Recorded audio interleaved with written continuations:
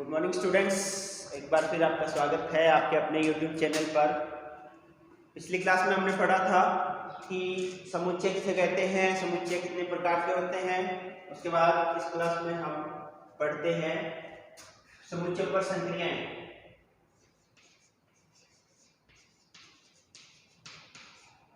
समुच्चयों की संक्रियाएं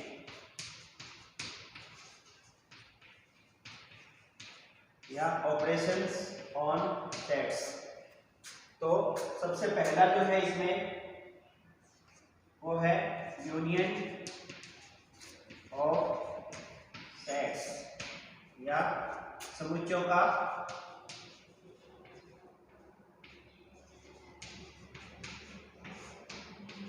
संघ। तो यूनियन ऑफ सेट्स इसका मतलब है कि पहले इसकी डेफिनेशन, अगर दो समुच्चय ए और बी दे रखे हैं तो दोनों का अगर यूनियन करना हो तो बीच में ये सिंबल लगाते हैं हम, इसका मतलब है यूनियन। तो ए यूनियन बी बराबर, इसकी जो डेफिनेशन है वो इस प्रकार होती है। इस प्रकार के अवयव आएंगे इसमें जहां x बिलोंग्स टू ए तथा या तो x बिलोंग्स टू ए या x बिलोंग्स टू बी, यानी a यूनियन b में वो सारे अवयव आएंगे जो समुच्चय a में भी है तथा समुच्चय b में भी है, वो सारे अवयव इसमें आएंगे। अगर वेन डायग्राम से हमें अगर समझना हो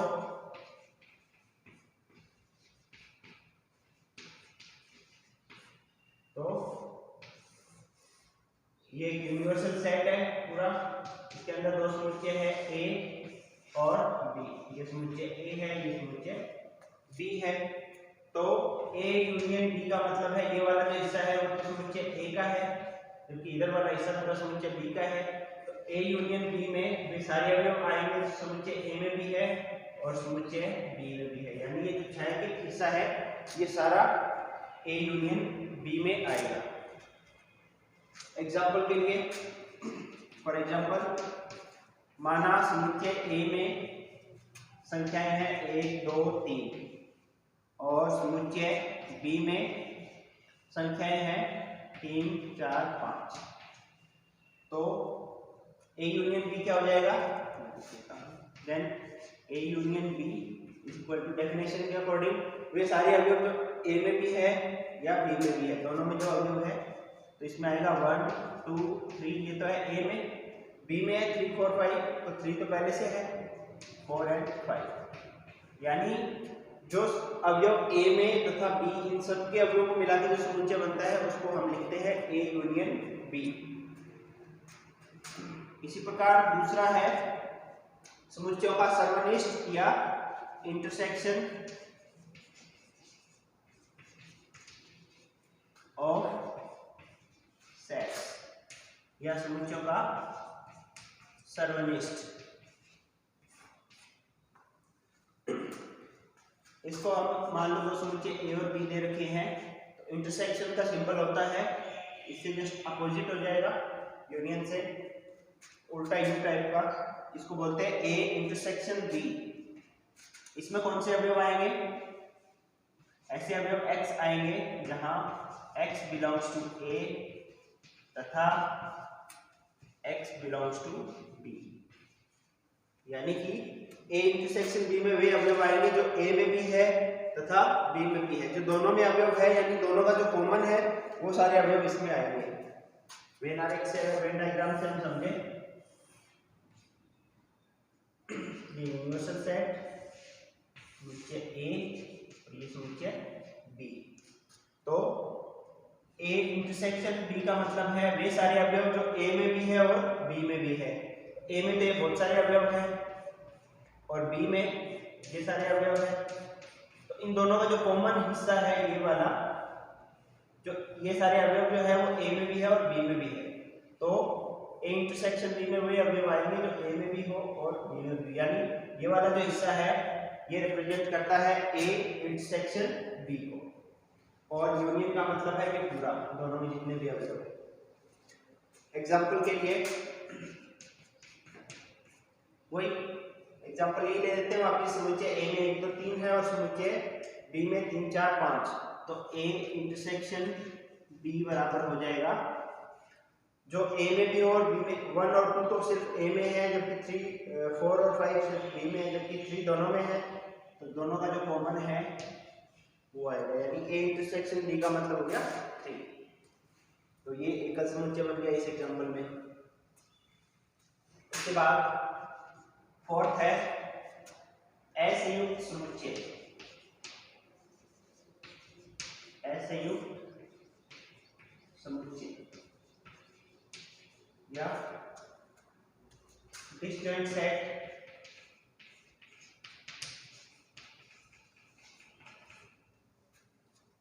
तो डिस्जॉइंट सेट का मतलब हो जाएगा, इसकी डेफिनेशन है ए इंटरसेक्शन बी। अगर दो समुच्चय ले रखे हैं तो A intersection B is equal to 5, यानी कि दो ऐसे समुच्चय हो जिनमें कुछ भी कॉमन नहीं है, दोनों बिल्कुल अलग अलग है, डिस्जॉइंट है, यानी दोनों में कुछ भी कॉमन नहीं हो, इन दोनों का जब इंटरसेक्शन आप करो तो 5 आ जाएगा। ऐसे समुच्चयों को डिस्जॉइंट या असंयुक्त समुच्चय कहते हैं। अगर वेना रेट से हम देखें, ये यूनिवर्सल सेट, ये समुच्चय ए, ये समुच्चय बी, तो ये असंयुक्त समुच्चय नहीं हो सकता क्योंकि A intersection B is not equal to 5 तो नहीं होगा, कुछ ना कुछ तो ये वाला हिस्सा कॉमन है, तो ये दोनों असंयुक्त नहीं हो सकते। जबकि अगर ये दोनों इस प्रकार से हो कि ये समुच्चय ए है और ये समुच्चय बी है, अब आप देखोगे कि दोनों में कुछ भी कॉमन नहीं है, दोनों का कोई हिस्सा कॉमन नहीं है, यानी अब इंटरसेक्शन आप करोगे तो A intersection B is equal to 5, दोनों में कुछ भी कॉमन नहीं है। तो इस प्रकार के जो समुच्चय होंगे उनको हम कहेंगे असंयुक्त समुच्चय। एग्जाम्पल के लिए माना समुच्चय ए में है 1 2 3, समुच्चय बी में है 6 7 8, तो जब ए इंटरसेक्शन बी आप करोगे वो अवयव इसमें लिखोगे जो दोनों में कॉमन है, तो आप देखोगे कुछ भी कॉमन नहीं है, तो इसमें कुछ भी नहीं आएगा। ये रिक्त समुच्चय है तो इसको रिक्त समुच्चय को लिखने के 2 सिंबल थे, या तो ऐसे लिखो या फिर 5, तो ये दोनों ऐसे रिक्त समुच्चय हो गए।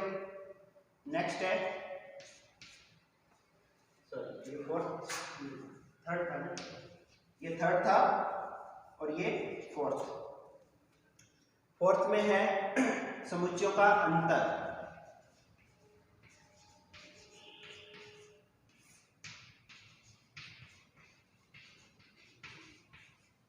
समुच्चय का अंतर या डिफरेंस ऑफ सेट्स।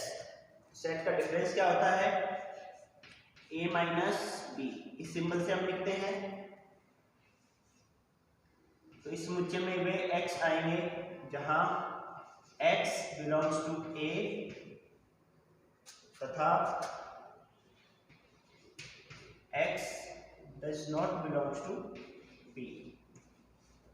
इसमें वे सारे अवयव आएंगे जो a से बिलोंग करते हैं परंतु वो b से बिलोंग नहीं करने चाहिए, यानी इसमें a के वो सारे अवयव आएंगे जो b में नहीं हो। अगर a और b का कॉमन है तो वो अवयव a में इस समुच्चय में नहीं आ सकता। वेन डायग्राम से अगर समझे हम तो समुच्चय a और समुच्चय b, तो अब ये वाला पूरा हिस्सा आप देखोगे ये समुच्चय a है, तो a माइनस बी का मतलब है इसमें सिर्फ वो अवयव आएंगे जो सिर्फ a में है, b का इसमें अवयव नहीं आ सकता। तो आप देखोगे ये वाला जो हिस्सा है कॉमन, इसमें ये जो अवयव है ये a के साथ साथ b के भी अवयव है, तो ये a माइनस बी में नहीं आ सकते क्योंकि ये b के अवयव भी है, तो इसीलिए a माइनस बी का मतलब है सिर्फ ये वाला हिस्सा। सिमिलरली अगर b माइनस a लिखना हो, इसका मतलब है ऐसे x where x belongs to b and x does not belongs to a, यानी x b माइनस a का मतलब इसमें सिर्फ b के अवयव आएंगे जो a में नहीं हो। तो इसी में आप देखोगे ये वाला तो ये पूरा b है, परंतु ये जो कॉमन हिस्सा है ये अब देखो a के पास भी है ये अवयव, जबकि b माइनस a का मतलब है जो सिर्फ b के पास हो, a के पास नहीं हो, यानी ये वाला जो हिस्सा है ये वो अवयव है जो सिर्फ b के पास है, तो ये हिस्सा होता है b माइनस a। ये वाला जो हिस्सा है इस तरफ का ये होता है a माइनस b, और ये जो बीच में हिस्सा है ये होता है a इंटरसेक्शन b, ये वाला हिस्सा।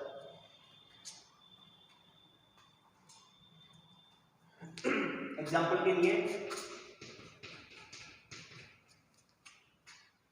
फॉर एग्जाम्पल मान लो समुच्चय ए में हमारे पास है 1 2 3 4 और समुच्चय बी में 3 4 5।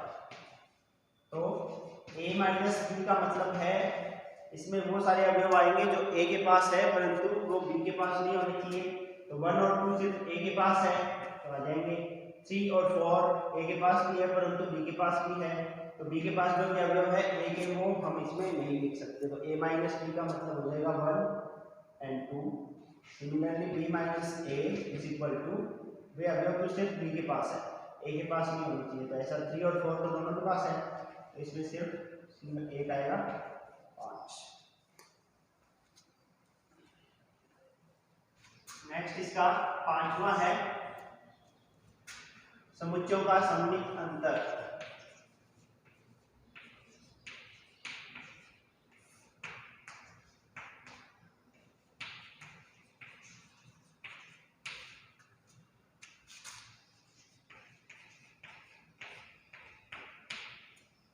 या सिमेट्रिक डिफरेंस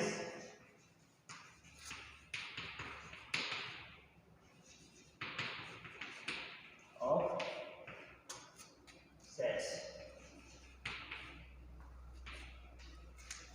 तो समुच्चयों का सममित अंतर या सिमेट्रिक डिफरेंस, मान लो a और b का सिमेट्रिक डिफरेंस निकालना हो तो इसके लिए ये वाला सिंबल हम काम में लेते हैं, a symmetric difference b is equal to, इसका फॉर्मूला डायरेक्ट इसका फॉर्मूला है a minus B union b minus a minus B union b minus a। अगर वेन डायग्राम से हम देखें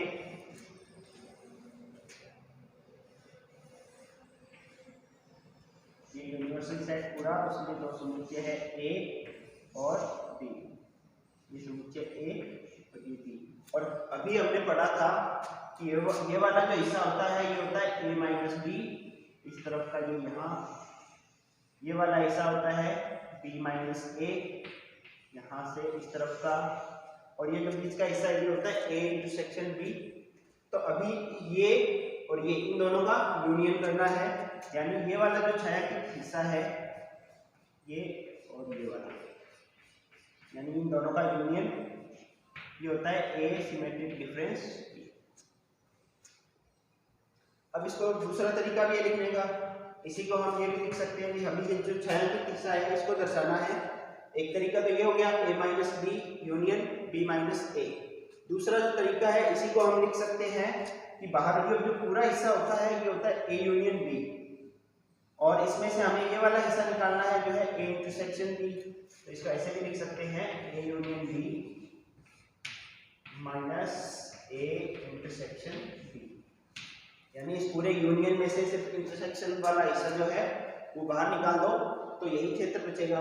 तो इसकी डेफिनेशन जो है सिमेट्रिक डिफरेंस की ये दोनों ही है, a minus B union b minus a या a union b minus a intersection b।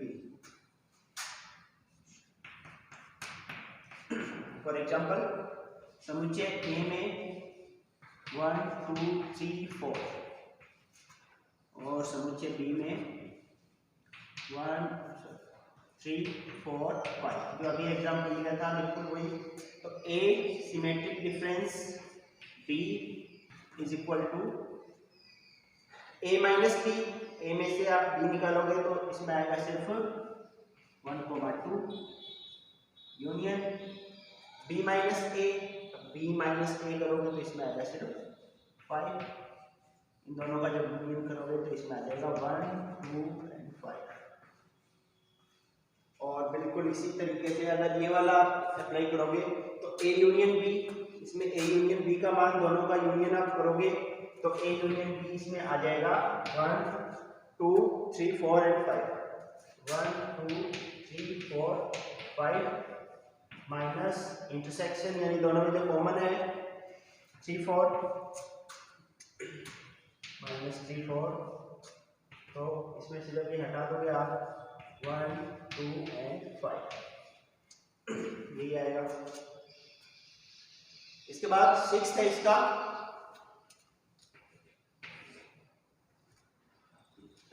पूरक समुच्चय। तो 6 है पूरक समुच्चय,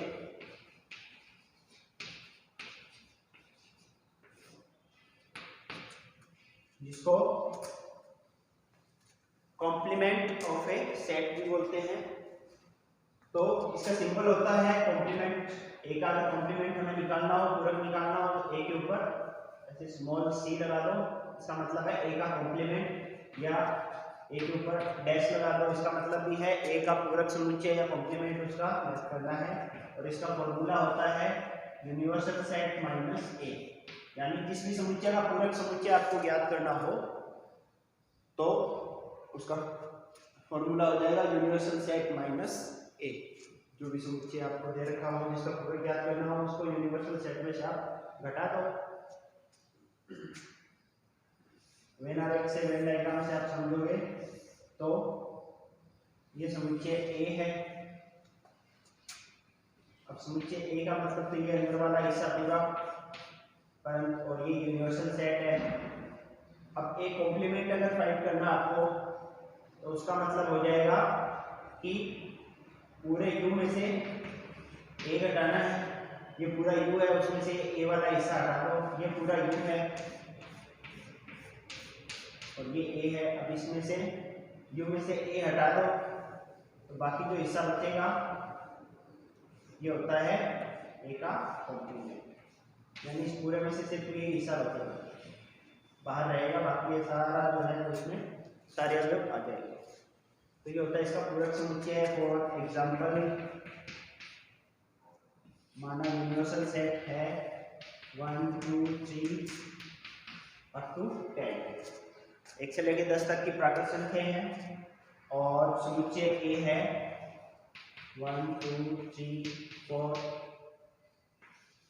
तो ए डैश या ए का पूरक समुच्चय यूनिवर्सल सेट माइनस ए, इसमें से जब ये हटा दोगे तो 4 तक तो हट जाएगा, 5 6 7 8 9 एंड 10, ये इसका पूरक समुच्चय हो जाएगा। अब पूरक समुच्चय की कुछ एक प्रॉपर्टीज होती है। तो कुछ एक प्रॉपर्टीज है पूरक समुच्चय की। First, five dash is equal to 5 का पूरक समुच्चय तो यूनिवर्सल सेट माइनस 5, 5 को किसी में से घटाओ, 5 में से नहीं एक समुच्चय होता है तो यूनिवर्सल सेट। तो 5 का पूरक समुच्चय होता है universal set. Second, universal set है, इसका पूरक समुच्चय आप निकालोगे तो universal set minus universal set is equal to 5, तो इसका पूरक समुच्चय आएगा 5। थर्ड, ए के प्राइम का प्राइम मतलब ए के कॉम्प्लीमेंट का कॉम्प्लीमेंट, ए का पूरक है उसका वापस से जब पूरक समुच्चय आप याद करोगे तो वापस ए आएगा।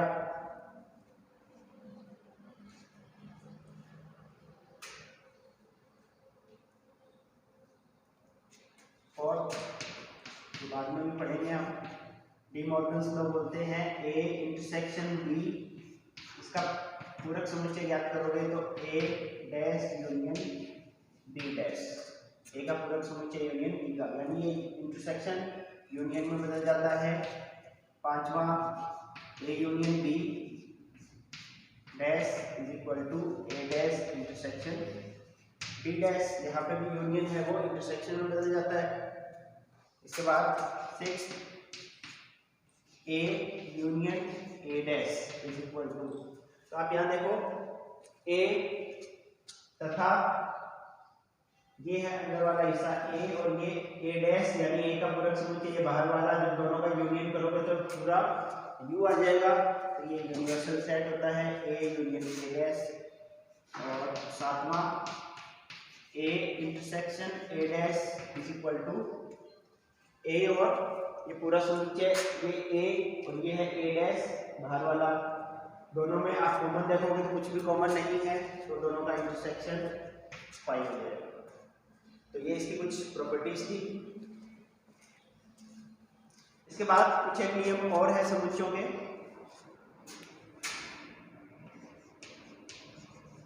तो समुच्चयों के बीजगणित के नियम।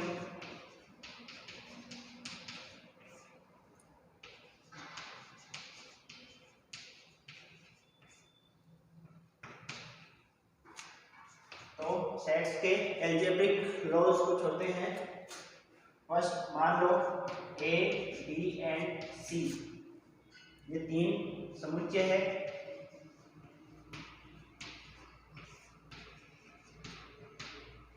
तो पहला है इसमें वर्गसम नियम,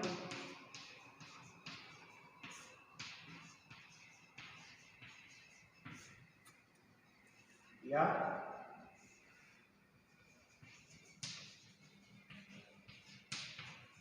आइडेम्पोटेंट लॉ। वर्गसम नियम या आइडेम्पोटेंट लॉ ये क्या होता है? इसका मतलब है A union A is equal to A and A intersection A is equal to A. किसी समुच्चय का स्वयं के साथ अगर यूनियन करोगे तो भी ए आएगा, और अगर उनका इंटरसेक्शन करोगे तो भी ए आएगा। तो इस नियम को बोलते हैं वर्गसम नियम। ये आरपीएससी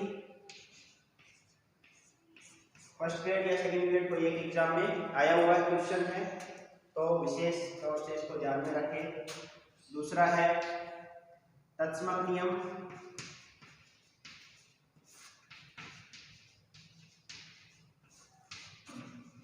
आइडेंटिटी लॉ। तत्समक नियम का मतलब है ए इंटरसेक्शन 5।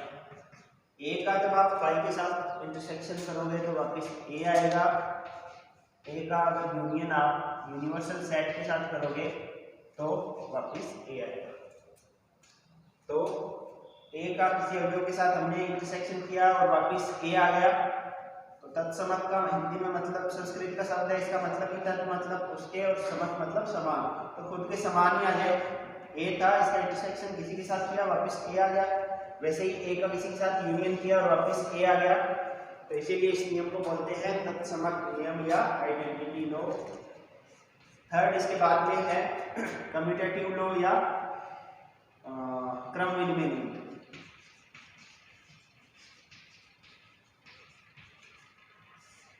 क्रम विनिमय नियम या कम्यूटेटिव लॉ, इसका मतलब है कि A union B is equal to B union ए।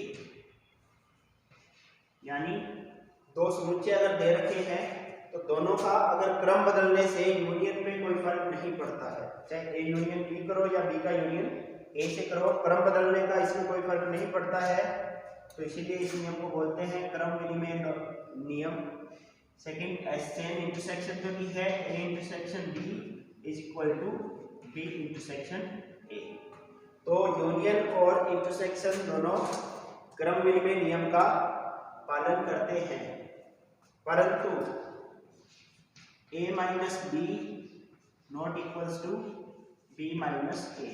समुच्चयों का जो अंतर है वो क्रम विनिमय नियम का पालन नहीं करता है। a माइनस बी और b माइनस ए कभी भी बराबर नहीं होते। उसके बाद में फोर्थ साहचर्य नियम।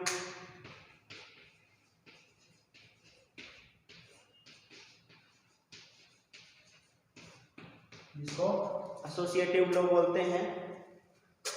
सातत्य नियम भी ए इंटरसेक्शन यूनियन के लिए A union B union C बराबर A union B union C. यानी यूनियन के लिए सातत्य नियम का पालन होता है। सातत्य नियम का मतलब है कि जब आप तीन समुच्चय आपको दे रखे हैं तो आप और उनका यूनियन कर रहे हो तो आप ब्रैकेट चाहे कहीं पे भी लगा दो, उसका मान दोनों बार बराबर आएगा। ब्रैकेट का मतलब है कि पहले आप बी और सी का यूनियन करके फिर उसका यूनियन ए के साथ करो, या ए और बी का यूनियन करके फिर उसका यूनियन सी के साथ करो, तो उसके मान पे कोई फर्क नहीं पड़ेगा। सिमिलरली इंटरसेक्शन के लिए भी क्रम के एसोसिएटिव लॉ फॉलो होता है।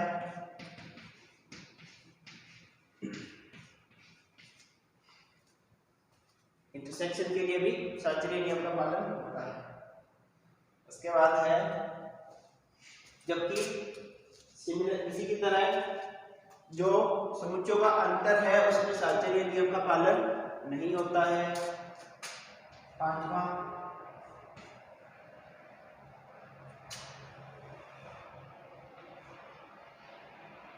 वितरण नियम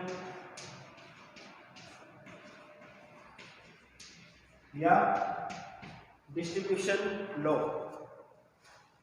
यानी A union B intersection C. अगर ऐसे दे रखा है तो इसमें जो यूनियन है ये आगे डिस्ट्रीब्यूट हो जाएगा A union B intersection A union C, और ऐसे ही A intersection B union C.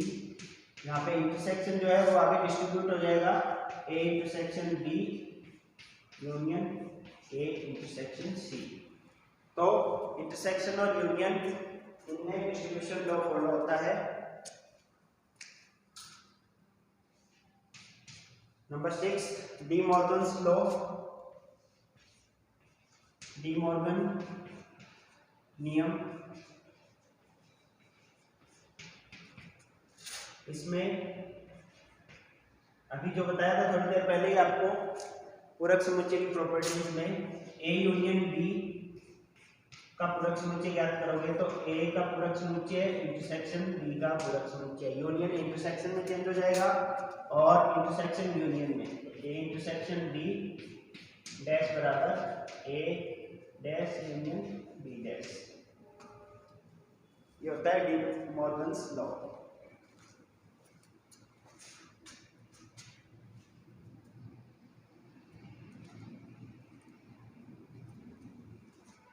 और इसी में A minus B union C अगर है तो A minus B intersection A minus C, और A minus B intersection C equal to A minus B union A minus C. तो इसमें भी यूनियन इंटरसेक्शन में चेंज हो गया, इंटरसेक्शन यूनियन में, तो ये भी डी मॉर्गन्स लॉ के एग्जांपल है, ये डी मॉर्गन्स लॉ कहलाता है। तो आज की क्लास में बस इतना ही। अगली जो हमारी क्लास होगी उसमें हम आरपीएससी में आए हुए questions first grade second grade या कॉलेज लेक्चर वगैरह में जो भी कोई क्वेश्चन आए हैं इस टॉपिक से रिलेटेड, समुच्चय से संबंधित, तो हम उनको सॉल्व करेंगे। धन्यवाद।